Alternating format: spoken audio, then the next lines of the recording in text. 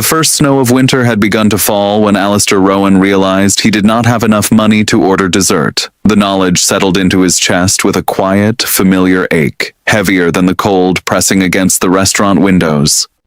Across from him sat his daughter, Maribel, her small hands wrapped around a warm mug, her eyes glowing with a patience no child should ever have to learn.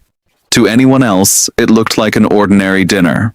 To Alistair, it was everything he had left in the world. If you believe stories about kindness, second chances, and unexpected moments that change lives deserve to be told, take a moment to like this video, share it with someone who needs a little hope today, and subscribe to the channel. And tell us in the comments, where are you watching from?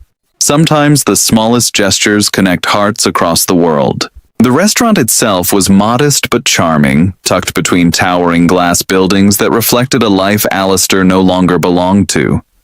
Soft amber light spilled from wall sconces, candles flickered on wooden tables, and the muted hum of conversation filled the air like a distant melody. It was the kind of place people chose for celebrations, business meetings, and quiet romantic evenings. For Alistair, it was an impossible luxury, one he had planned for weeks.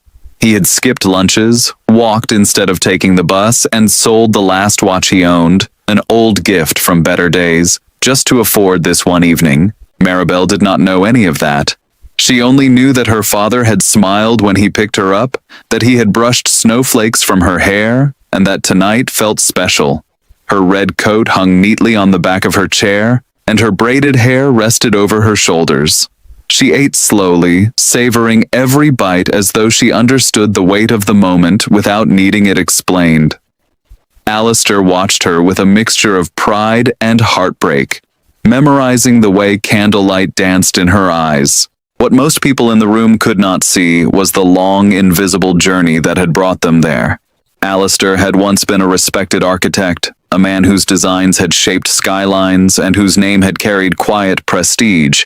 He had built not only buildings but a life filled with promise. But life, as it often does, had shifted without warning. A devastating economic collapse, followed by a ruthless corporate takeover, had stripped away contracts and stability. Then came the illness that took Maribel's mother far too soon, leaving behind hospital bills and a silence that echoed through every room of their small apartment. Grief had a way of rearranging everything.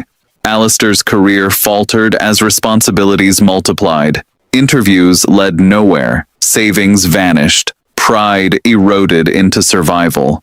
Yet through it all, one thing remained unshaken: his devotion to Maribel.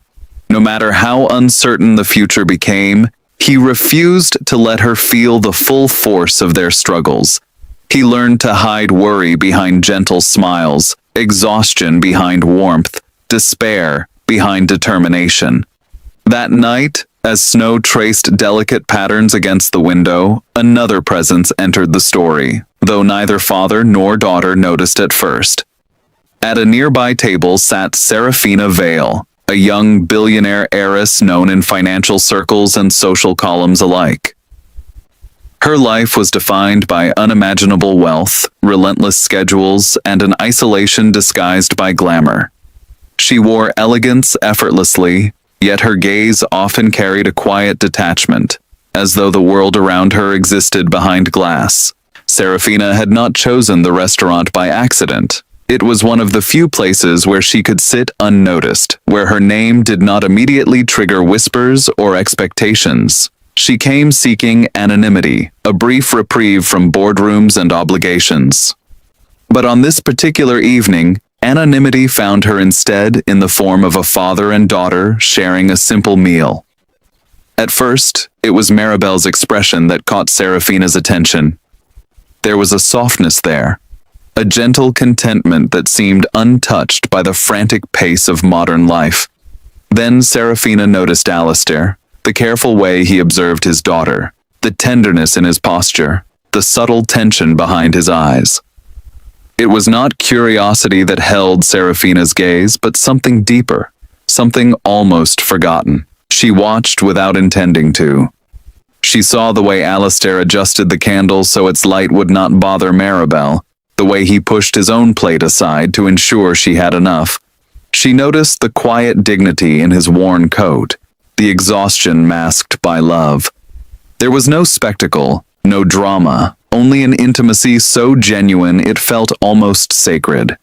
For Serafina, whose life had been orchestrated by wealth and distance, the scene stirred something unexpected. She had grown up surrounded by luxury yet starved of ordinary affection. Her parents, powerful and perpetually absent, had loved through transactions and expectations rather than presence.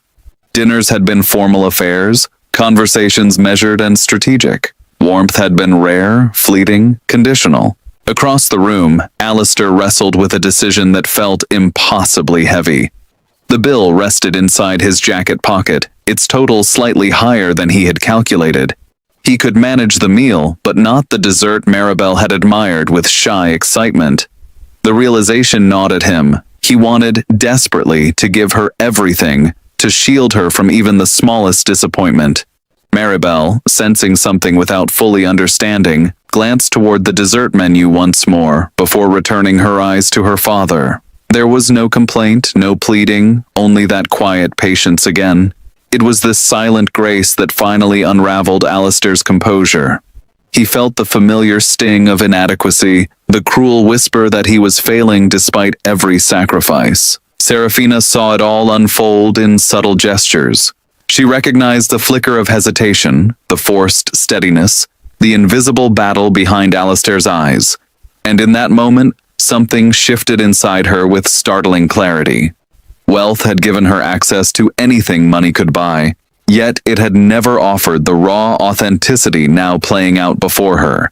Without fully analyzing her impulse, Serafina acted, not with grand theatrics or dramatic declarations, but with a quiet intention that mirrored the dignity she had witnessed. A discreet conversation with the restaurant manager followed, accompanied by a request as simple as it was profound. No names, no recognition,